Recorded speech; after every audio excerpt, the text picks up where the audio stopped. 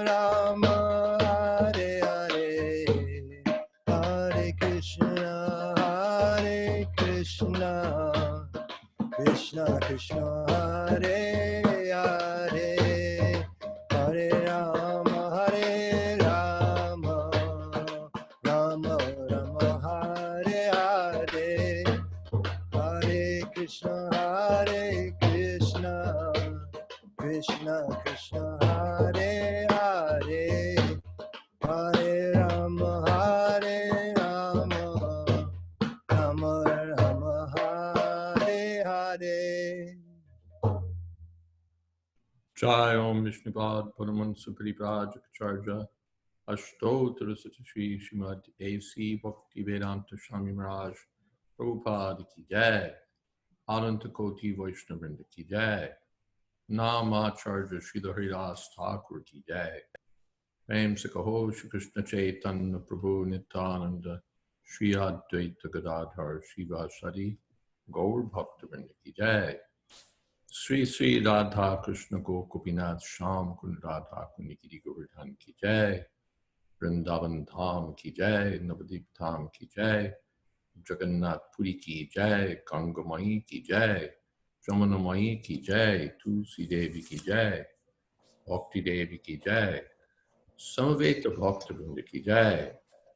All glories to the assembled devotees. All glories to the assembled devotees. All glories to the assembled devotees. Gaur Premanande. Welcome to all, my respects to all. Namam Vishnupadaya Krishna Preshtaya Bhutale Srimate Bhakti Vedanta Shaminiti Namine. Namaste Saraswati Deve Gauravani Pracharane Nirvishesha Shunyavadi Pashtadeshatane. Vanchakolpatarubhyascha Kripa Sindho Pyevacha Patitanam Pavanebhyo Vaishnavebhyo Namo Namo. Shri Krishna Chaitanya Prabhu Nityananda Shri Advaita Gadadhar Shivasadi Gaur Bhaktivinoda. Hare Krishna Krishna Krishna Hare Hare, Hare Rama Rama Rama Hare Hare. Well,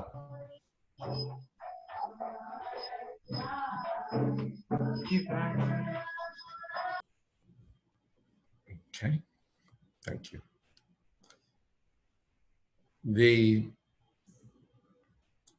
I think we've covered most of the territory that I wanted to cover.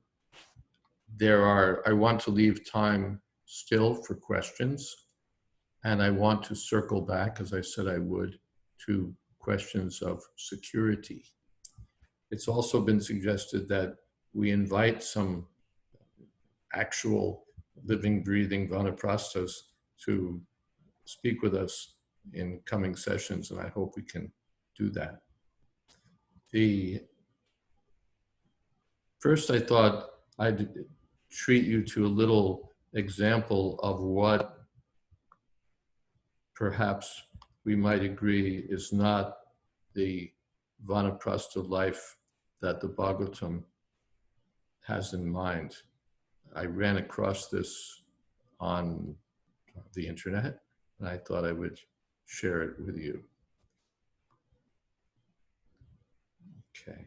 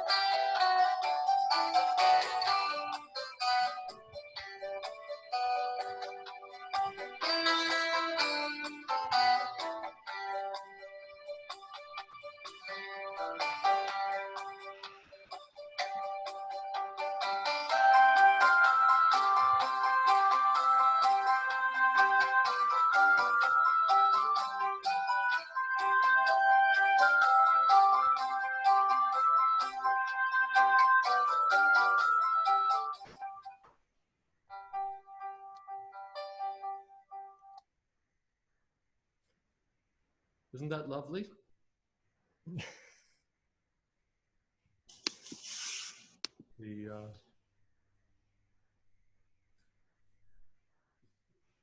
Now, I have to say that although this is sort of a, yes, we love the Christmas music, it's certainly beautiful. I have to say that although this is certainly campy, it's really a campy Indian version of what you'll find in an upscale American context, where you can lay down big money for essentially the same amenities, just more polished, more with it, shall we say. But essentially the same thing. They'll send you their brochures of their generous common rooms, their nicely appointed sitting rooms, their chef designed meals, and they'll tell you about their, all their gyms and the whole story, so that you can spend your senior years in this sort of nightmare, this illusion in which one forgets that there's any purpose in life beyond this world or beyond bodily existence and bodily relationships. It's really quite astonishing. But this is really kind of what America has to offer. I could send you brochures of places, communities in places like Princeton and Miami, where you can really have pretty much the same sort of life, just American standard. And this is what we can look forward to in material life. Only in India, we can call it Vanaprastha. There are also some nice pictures, by the way, that we ought to share from the same fine place. Let's see. There it is, the ideal of Vanaprastha life. And just one more.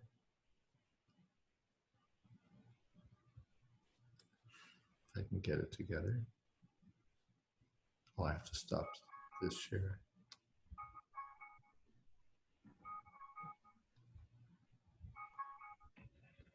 There it is. Spend your golden years in a way that you like. So this is the illusion of the material energy that will drift into our golden years in a warm and friendly environment, husband and wife together, enjoying what our work or our good fortune has brought us to, and completely forgetting that we have to go on to the next body, or completely oblivious of the understanding that we have to go on to the next body, and that the next body is determined by our consciousness in this life. So that's what you might call the worst case happy ending, a kind of nightmare. And we're not meant for that. The Krishna consciousness means to get free from material attachments altogether, to become attached to Krishna, and to prepare our way for the next life. I have someplace collected lots of quotations to that effect, but I feel that at this point it'd be something like a drum beat, just hitting you with quote after quote of things that you already know. Anyone who reads Srila Prabhupada's books can't fail to come across so many places where Srila Prabhupada is explaining that we have to become detached, and even where he's saying that we have to give up these our attachments to family life and family attachment. So I don't feel a need for proof texting that further. Now, devotees have raised here on this conference some rather serious objections. And really, the ones that I would regard as serious are the ones that boil down to questions of security. That's really the question. It comes in different forms, but really is a question of security. What about my health? What about where will I live? Where will I stay? Who will take care of me? ISKCON will not do anything for me. The joint family system is broken. We have no children, or our children will not take care of us. They won't be able, or they won't be inclined. What do we do? These are the questions that I've seen come up again and again. And they could be answered in different ways. There's a quotation, I don't have it right on hand now. It's from 11th canto, I believe, where it's recommended that in old age, one may accept the Vanaprastha ashram or sannyas, or if one has no sons, one may stay at home. In other words, that these things are dependent on having an arrangement in place in the form of children to take care of the elderly, mother especially. There's a quotation to that effect. And there are numerous counter quotations to the effect of, just get out of there.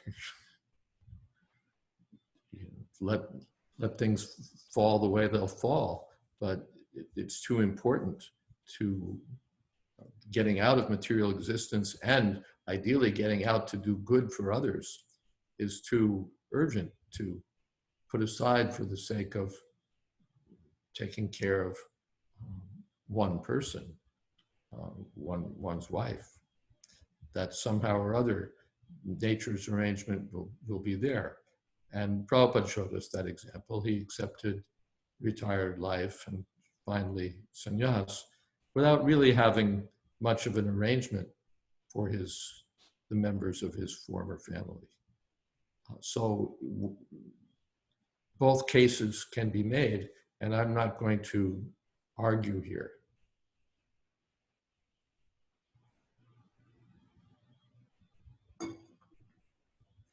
I have suggested earlier that as far as possible, one should plan earlier one's life in such a way that some arrangement will be in place. Either you've got your family members who are responsible, or you've got money put aside, or whatever it is. But your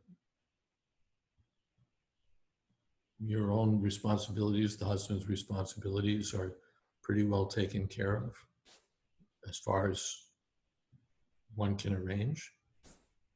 That's one thought.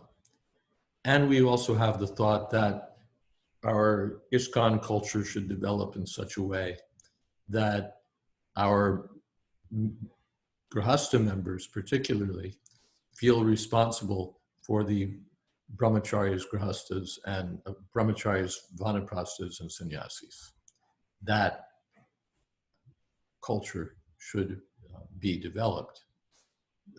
And I've made as strongly as I can the case that charity should not be thrown away on feeding the poor and essentially trying to look good to the public while we're neglecting the needs of our own members who are more worthy of receiving charity because they're Vaishnavas.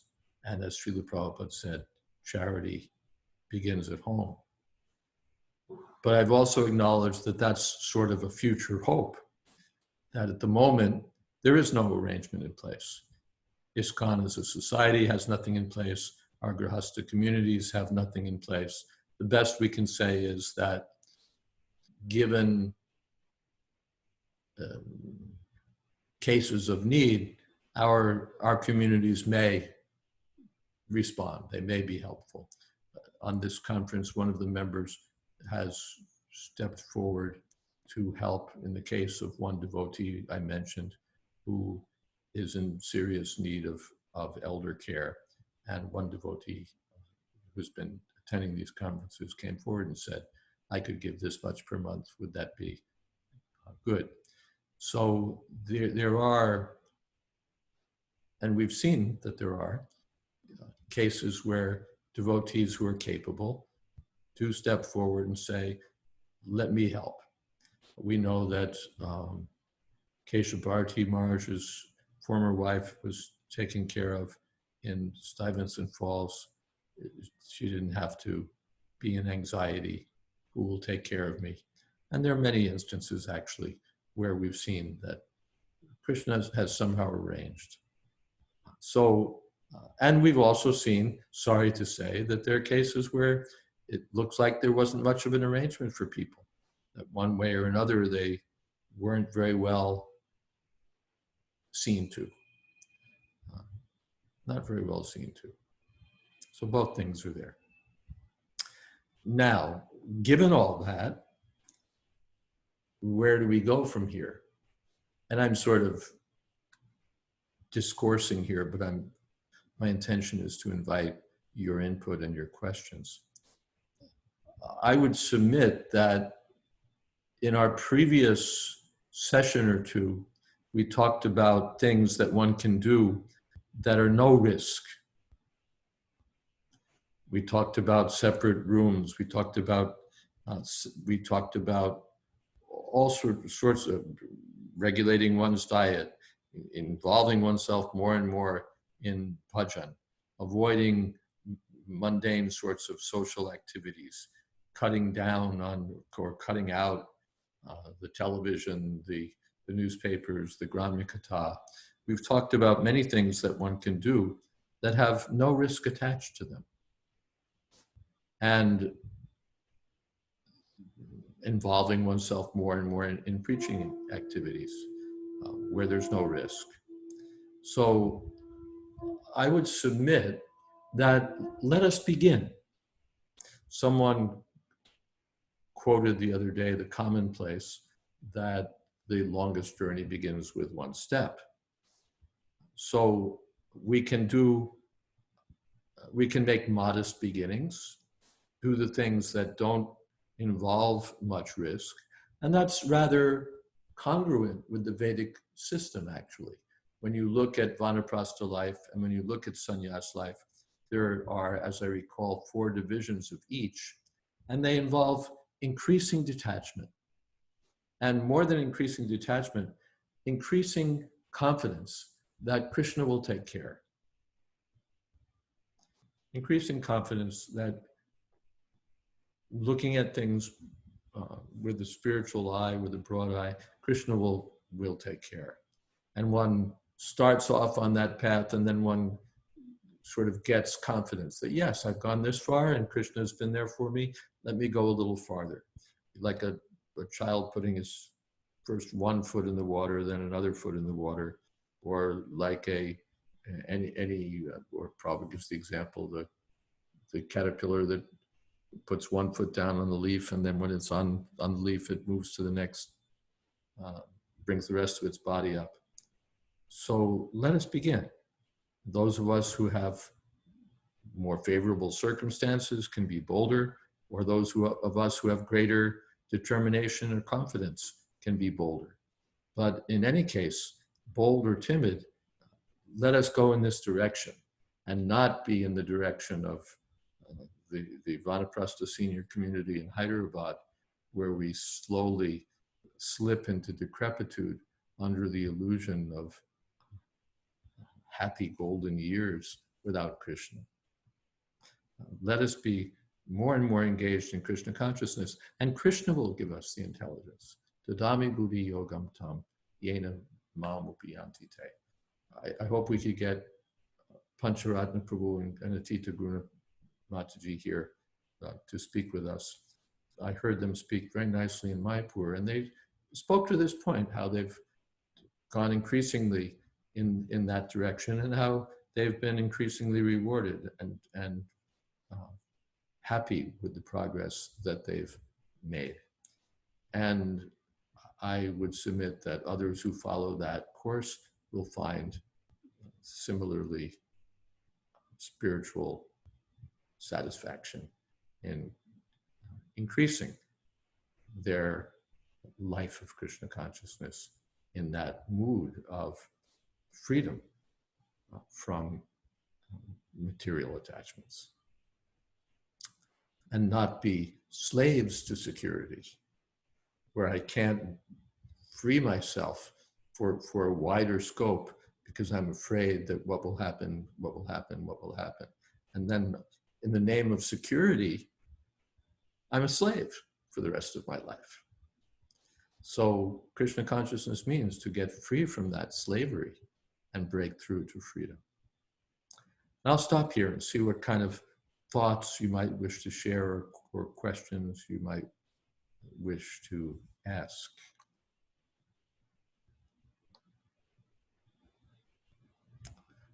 Kamalini's here. Welcome, welcome. Obeisances. We have some hands up. Panchatattva Prabhu has his hand up first. Hello, Maharaj. Excellent presentation as usual. Can you hear me? Yes. Oh, yes. Okay.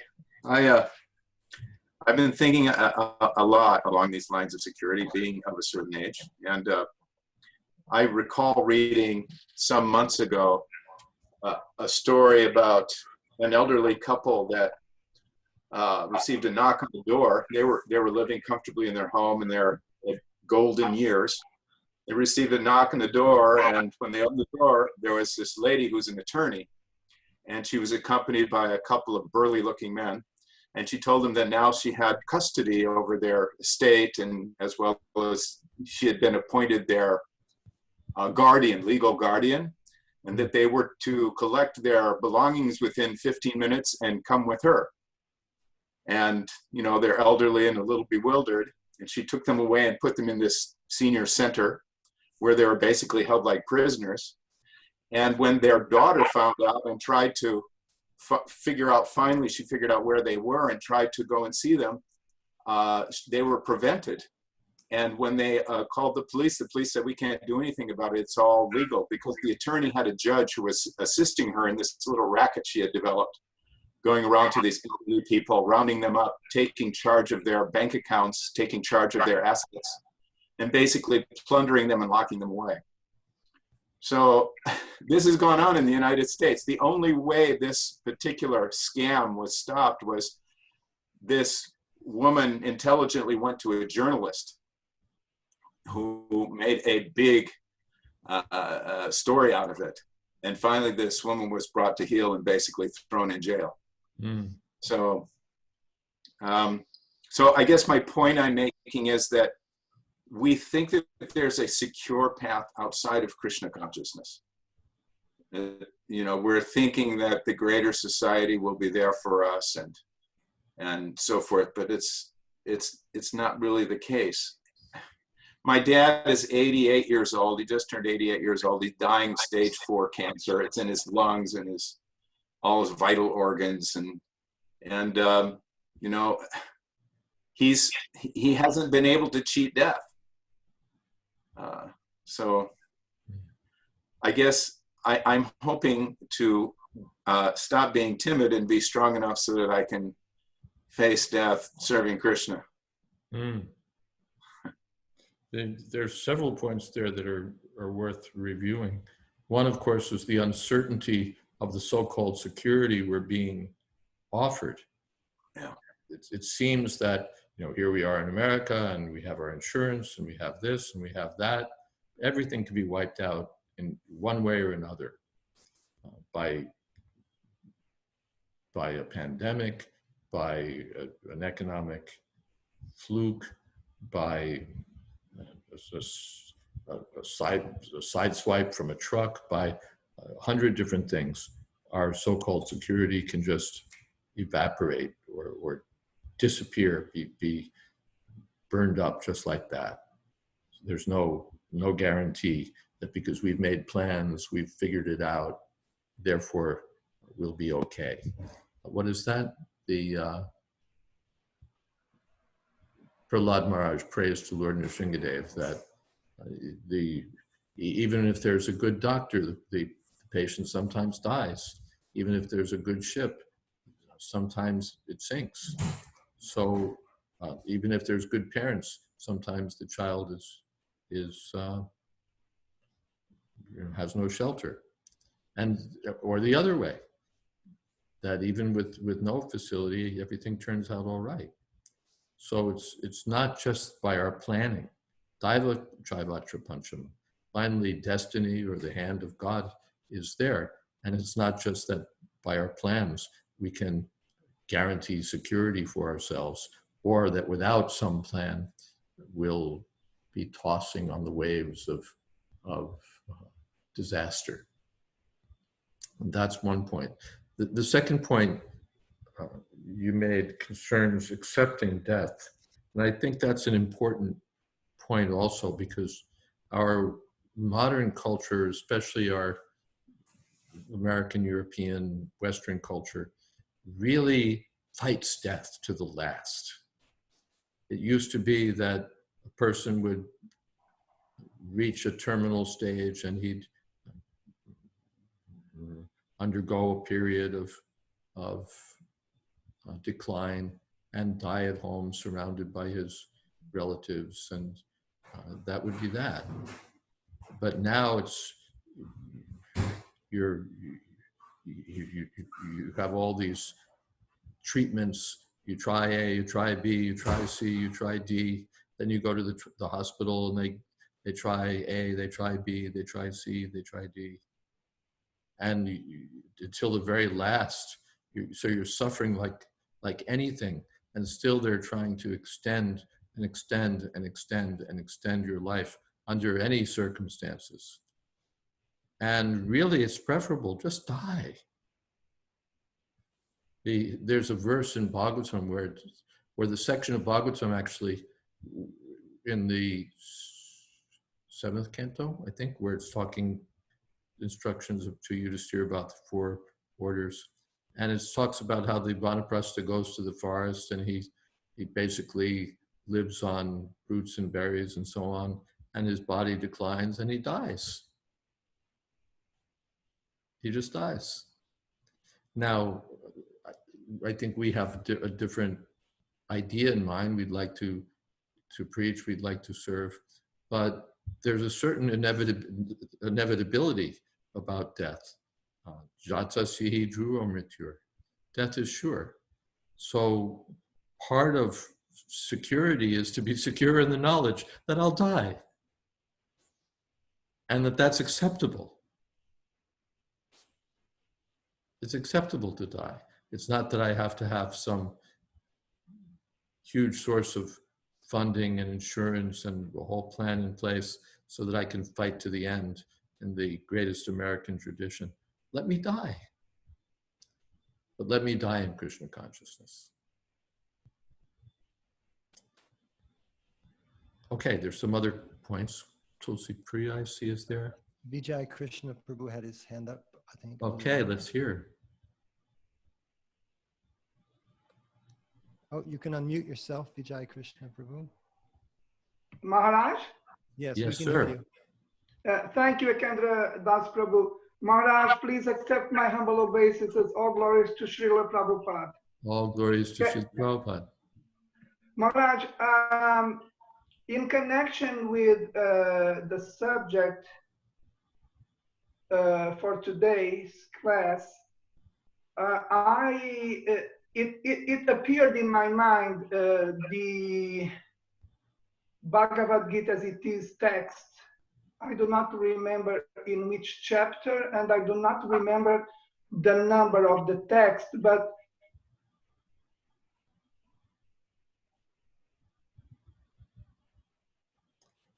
You've frozen there, Vijay Krishna. Maybe if you turn off your video, we'll be in better shape. Or unless it's my connection that's doing this. Is it? No. I don't think it's yours, Maharaj. No, it's yours. Vijay Krishna Prabhu, I think if you turn off your video, that may help us. Maybe we can come back to Vijay Krishna after. Yes, when his connection recovers. Meanwhile, there are others who'd like to contribute something. Yeah, yes. Oh, you're back. Okay, welcome back. May I? Yes. Go ahead. Yes. Yes. Maharaj, can you hear me? Yes, we can. Okay, so my contribution for the class of today is yes. Yes. Okay, can you hear me? Yes. Yes, a few problems here with the connection, but okay, if you can hear me, I'll go on. So my contribution to the class of today, inspired by your words.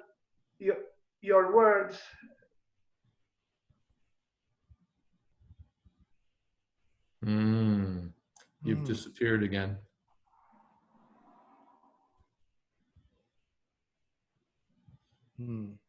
Maybe you'll have to type Vijay Krishna Prabhu because your connection today just doesn't seem up to it. Yeah, Vijay Krishna Prabhu, go ahead and type your question for now. Yeah, I'm here. Yeah. You're sometimes there. Okay, Vijay Krishna Prabhu, I'm gonna say go ahead and type your question, and we're gonna get to it in just a moment. All right. Hare Krishna. All right. Great. For the moment, maybe we can switch to Tulsi Priya. She also has her hand. I'm here. Can you hear me? Yeah. You're there. Can you hear me, Maharaj?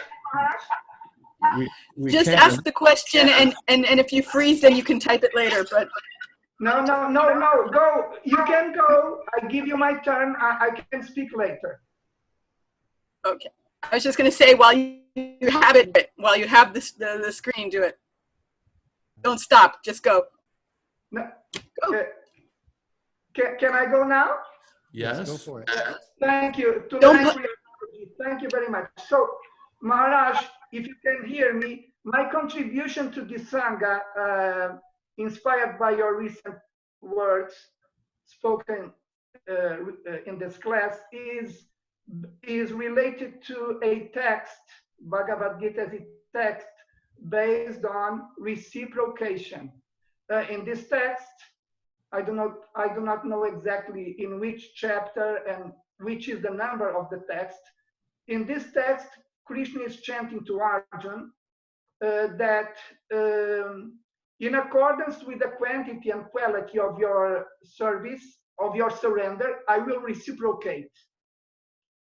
So when we become worried, so my question is, when we become worried about how to take care of devotees, Vanaprastha devotees, sannyasi devotees, elderly devotees, is it how much important is this verse?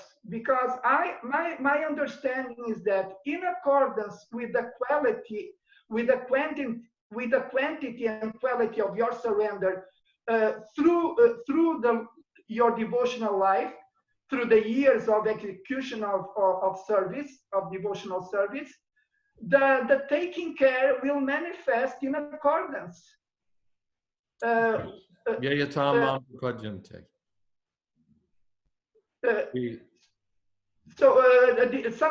maybe some devotees who are in need because they are elderly, they say, no help is there available for me now. I did so much for the institution, but who is the judge? Who has the last word? it seems to me that in accordance with this verse, the last word doesn't belong to ISKCON, belongs to Krishna. And Yeah, he's the ultimate managing authority. so when we see that the institution is not giving us what we think we deserve, maybe we should take shelter in this verse and reach the conclusion that, okay, Krishna has the last word, and maybe I'm not a deserving person. Maybe I didn't surrender as much as needed for me to have now protection and safety and security. These are all good points. Certainly Krishna never says in Bhagavad Gita that ISKCON will take care of you. He says, Yogakshema Vahamyam, I'll take care of you. Ananyas Chintayanto Mam, just depend on me, think of me, and I'll take care of you. So in one sense, what we're being called upon to do is to develop that confidence. That Krishna will do that.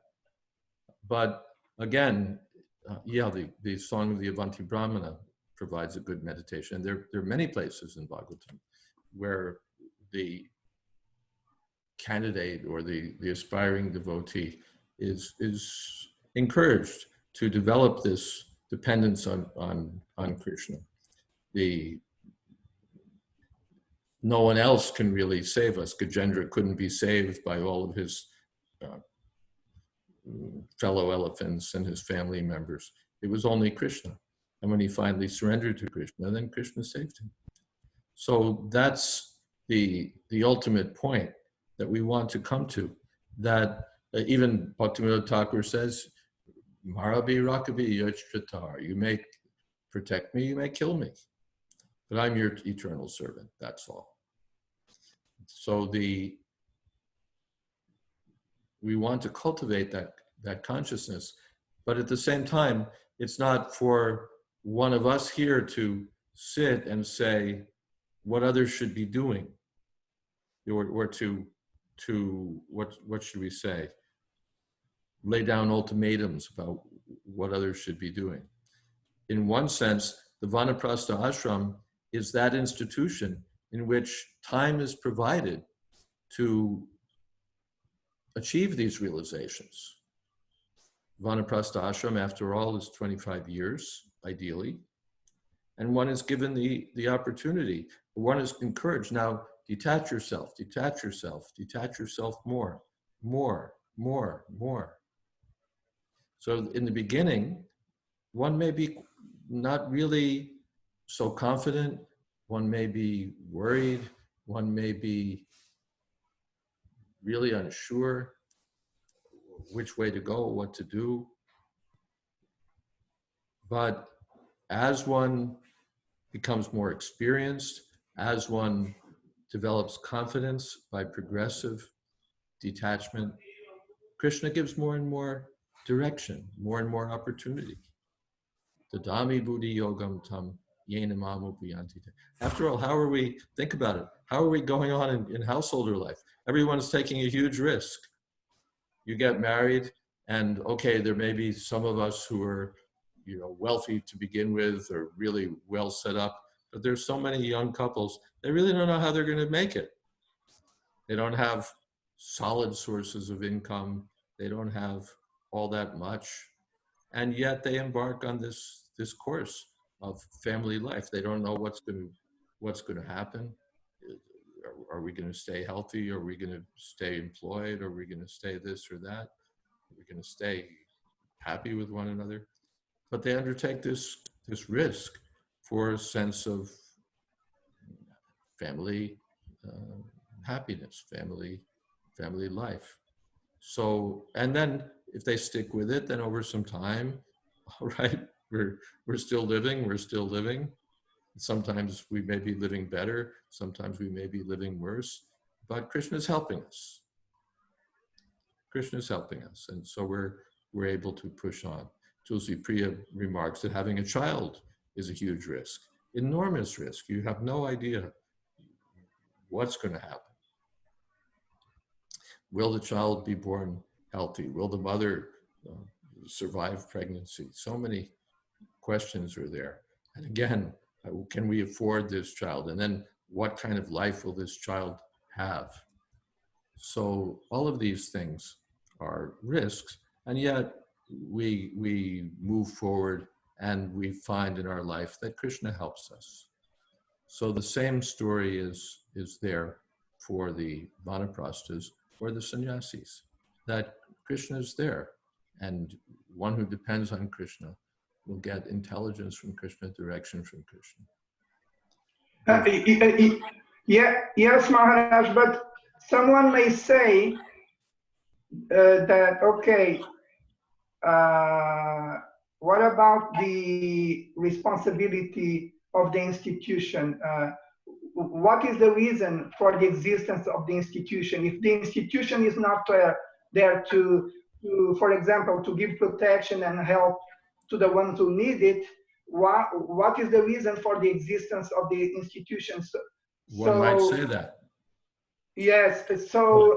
So my question to you is, what is the duty? Because what is the duty of the institution in this case? I'm not going to say, because the institutions. Well, I will say some things. Institution is more than just the corporate existence of ISKCON of New York, ISKCON of Illinois, ISKCON of Texas, ISKCON of this, ISKCON of that. The real institution, more broadly, consists of its membership. And the members who are most responsible for these things are the householders. So the duty of the householders is to shoulder this responsibility of being charitable and supportive for the Vanaprasthas, the widows, the orphans, or the elderly, those who are in need. This is the duty of what one scholar called, Joe O'Connell called, soft institutions. Soft doesn't mean sentimental. It means they're not the official institution. But the institution consists of these social networks and of individuals, finally, who feel responsibility for the other members. So these things need to develop. For that matter, there's money in the hands of the sannyasis, a lot these days. So arguably the sannyasis should feel some responsibility to divest themselves of some of their assets in favor of taking care of members in need. And again, I make the case repeatedly that our charitable impulses should first be directed to our own membership before we start saving the world from hunger, making sure that kids can stay in school and have 3 square meals or 1 square meal. Our business is, first of all, to take care of the Vaishnavas. And that is the right target for our charitable focus, especially at this stage.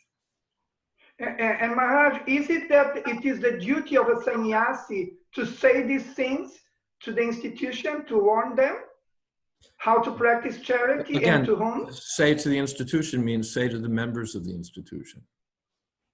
I personally, if you ask me, I wouldn't have a lot of confidence in, I go to a particular committee or this or that and say, we need to do this, we need to do that. Please set up a bureaucracy, please set up a system. Maybe they will, maybe they won't. I don't have a lot of, that's not where I would go first. I would go to the members themselves and say, let's change our culture, let's change our focus. There are those of you who have the means, so turn your charitable eye toward the Vaishnavas. And such devotees may organize something, either for individual members in their area or individual members they want to help, or they may organize something as something more formal, something more permanent, a fund, a charity, or this or that. They may do that. And there's plenty of scope for doing that. Most religious or social communities have that. They have funds that are carefully, responsibly looked after for taking care of members in need. So I expect that as time goes by, ISKCON will develop these soft institutions or hard institutions, these institutional features, these social features that every community really is expected to develop. But right now we don't have it. That's the immediate situation. And so you can say pioneering generations need to take that into account and still consider that. Do I wait for ISKCON to pull up everything together so that I can have security, or do I have another vision? And what is your advice? What is your advice when a person asks you this question? Should I do it on my own, or should I rely on ISKCON? Oh, my advice is never to rely on ISKCON for devotees in this situation. If ISKCON chips in, hey, Hari Bol. If ISKCON wants to do something for you, that's wonderful. But I would not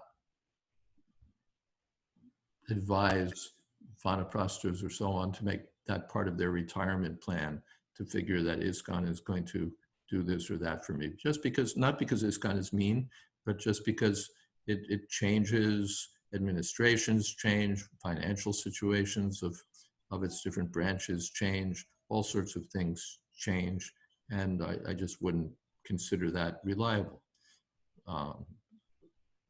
As I said, I would start with low risk or no risk steps and let Krishna reveal as I go along how I can more and more depend on him, because Krishna is more dependable than ISKCON. Krishna's been taking care of all living entities since time immemorial. ISKCON's not feeding all the elephants, all the ants. Krishna's of course. Yes. Krishna's doing that. So then the devotee develops the confidence. Well, if he'll take care of all the elephants, all the ants, why won't he take care of his devotees? Of course. So that confidence, step by step, needs to be developed alongside of all these other things of a social nature that we've been talking about. Thank you very, very much, Maharaj. Thank you very much. Thank you, Vijay Krishna Prabhu. Now we have some more comments here. I think Tulsi Priya was next in the queue. Okay, let's see. No, I think Sankarshan is next in the queue, at least on the chat box. We haven't heard from him yet. Do you have any comment on a common occurrence these days of devotees resorting to GoFundMe, please, to care for themselves or others who have experienced an unexpected crisis in health? I think that's fine. You're putting out the word that someone is in need, and that the community is invited or urged to respond. I think that's quite reasonable. When there's somebody in need, we put out the word, hey, someone is in need, can you help?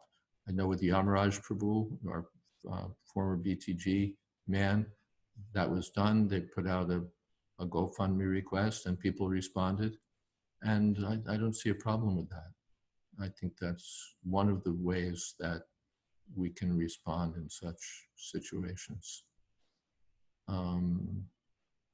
Yovanananda says that a grahastha may think he has time eternal, but by Vanaprastha age, the warning is there. In Vedic culture, the institution was the village, yes. Yeah, so there's 2 points there. It's not that we have all the time in the world. As we're getting older, all the warnings are coming in. The hair is changing color, the skin is sagging, vitality is diminishing. So we need to see those signs and change our life accordingly. And in the Vedic culture, the institution, in quotes, was the village. Yes. So that's where how I would see things also. Not that it's so much the official structures of ISKCON where we're going to push for a resolution that there'll be this or that, but that our villages, which may be geographical villages, or they may be the kind of village that's established by a GoFundMe campaign, are where the villagers, the other members, step forward to help one another, where devotees come forward who are able to help. We have Atina, perhaps an obstacle is that there's no channel for grahastas to donate for Vanaprastha care. There's no set system within ISKCON. Yeah, that's true. Again, though, I would say, yeah, and I think in the future, we have like Food for Life. If you want to donate for Food for Life, there's like 10 or 20 places you can drop your dollar. But if you want to help with the elderly, with Vanaprasthas, with widows and orphans, or what have you, there's really no place. So I think it begins with recognizing that this is a need, and that as far as charity goes, this is where charity is supposed to be given, to the Brahmins and Vaishnavas. That is real charity. That's charity as recommended in Prabhupada's books, and not charity to to save the world from hunger or so on and get favorable newspaper stories. That's simply not what he told us to do. To imitate karmakandya activities or adopt karmakandya activities for the sake of public approval. We should take care of our own members. And if we take that as one of our priorities, then you'll see devotees responding. You'll see devotees taking up that responsibility, and a mature, what would you say, a mature culture developing in which there will be networks, either because we'll strengthen joint family systems or we'll strengthen our ISKCON family in such a way that devotees feel that, yes, we have to take care of one another, and that as particularly the grahastas have this as one of their duties. Tulsi Priya, did you want to say something? You had your hand up. Thank you, Maharaj. Two things. One is, I'll try to make this as vague as possible so it doesn't sound like I'm criticizing anyone. I was once asking about why, let's say, when people make donations to a temple, sometimes the residents of the ashram who are serving the deities maybe don't have such nice living conditions, or their needs are unmet, but people will donate fabulous sums for a fabulous festival or something like that. And I asked, why weren't there more fundraising for, supporting the devotees? And I was told that donors like to see their donations on the deities' backs, so to speak, fancy dresses, flowers, all that kind of stuff. So the sannyasis are not robbing anyone at gunpoint. People are giving them their money willingly, and they want it for certain purposes. So if we maybe educate people about, what the real needs are, I'm not saying we should neglect festivals and neglect the deities, but maybe be more balanced and consider the Vaishnavas also, because, Well, we're not Prakrita Bhaktas. A Prakrita Bhakta only sees himself in the deity, right, not the other devotees. So it is a question of culture, and we do see. I don't mean to just disparage in every direction. We do see that ISKCON devotees come forward, ISKCON communities come forward, even ISKCON organizations come forward to support devotees who are in need, who do need support. It's somehow or other, it usually happens. It's ad hoc, it's kind of uncertain, But there is, I would say, a natural sympathy among the devotees for other devotees. And it just needs to be reinforced, encouraged, developed, focused upon, and cultured. To add something, sorry, it just flew out of my head, but I was just looking at something that he's saying you can donate to individuals, and oh yeah, now it came back to me. I try to do that. If I see people who are in need, I try to donate, but I can't help but think that there's scope for some kind of organized bureaucracy or institutionalization of care and charity for devotees. And I was thinking, if there are people who are ready for Vanaprastha, but not quite ready to give up some kind of, activity, purposeful activity, then maybe that would be something worthy of their efforts. Yeah, the last hurrah. I was thinking that the other day too, that this is a good engagement for some Vanaprasthas. If you want to do something substantial to contribute to ISKCON, you can sort of organize things, because the Vanaprasthas will be aware of the needs of elderly people, and they might organize things. There have been some attempts. It's been noted here, Gurudas Prabhu, the original Gurudas, started something, although it doesn't seem to have gone very far. Lakshmana Dasi is on this call still. She and her husband have started something for taking care of elderly devotees in Latin America.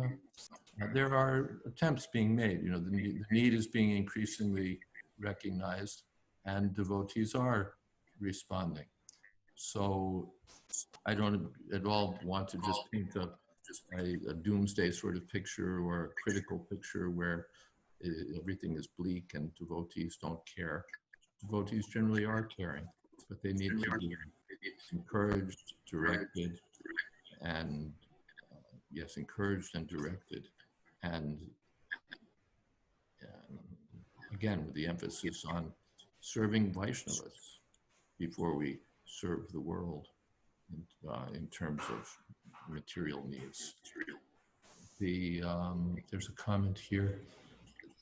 Panchatattva, well, Sankarshan says, Panchatattva says you can always donate to an individual in regular scheduled amounts or once in a while. You don't need an organization to find someone for you.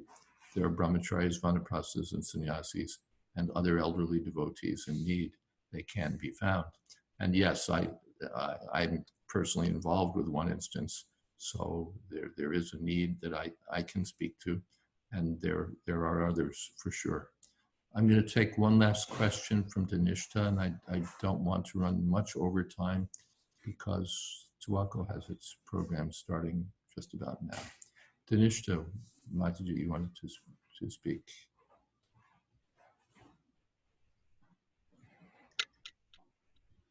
Hi, Krishna Maharaj. Thank you for all the points that you have contributed.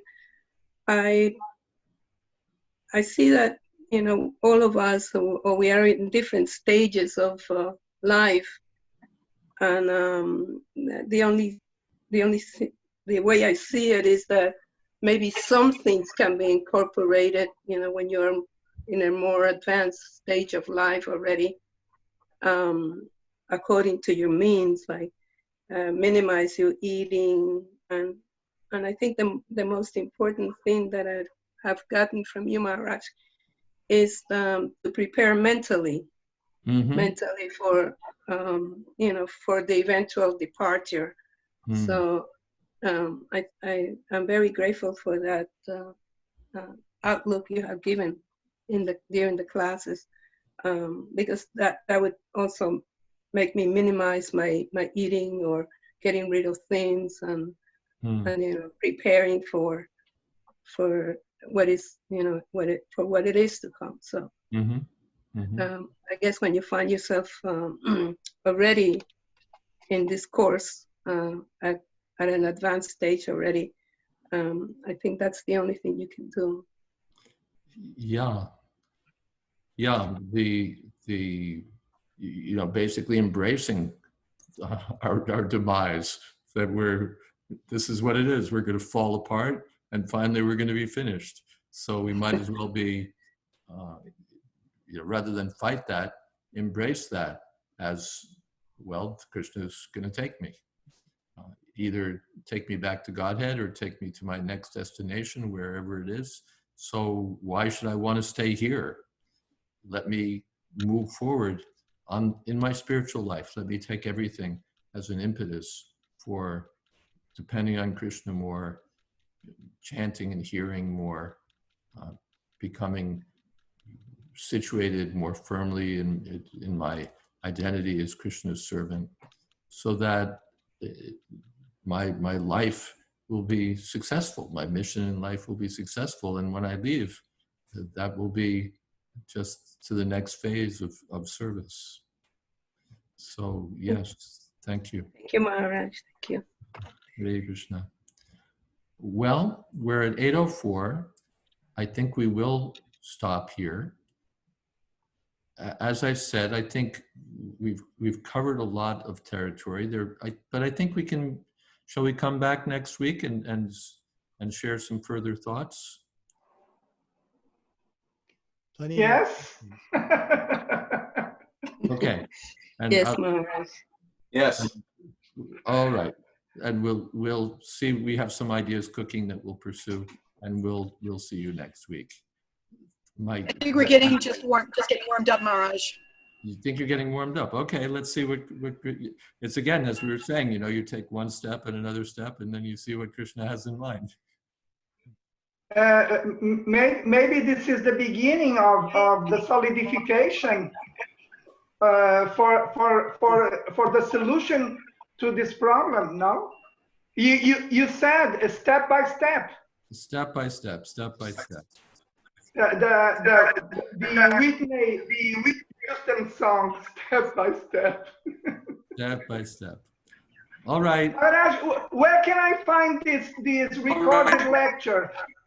You can find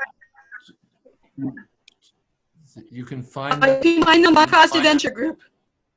Yeah. Where can On I Facebook. where? The Vanaprastha Adventure group on Facebook. Okay, it will be there, this class?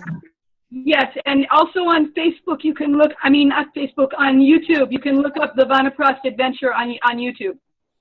Thank you very much, Tulasi Priya Mataji. Thank you very much. Krishna. Maharaj, thank you. Thanks to all. Thank you, Maharaj. Thank you, Prabhu. Thank you very much. Hare Krishna. If you speak loud, you should see your picture. Hare Krishna, Maharaj. Very well. Wow. Oh, Jai Ma. wonderful session. So sweet.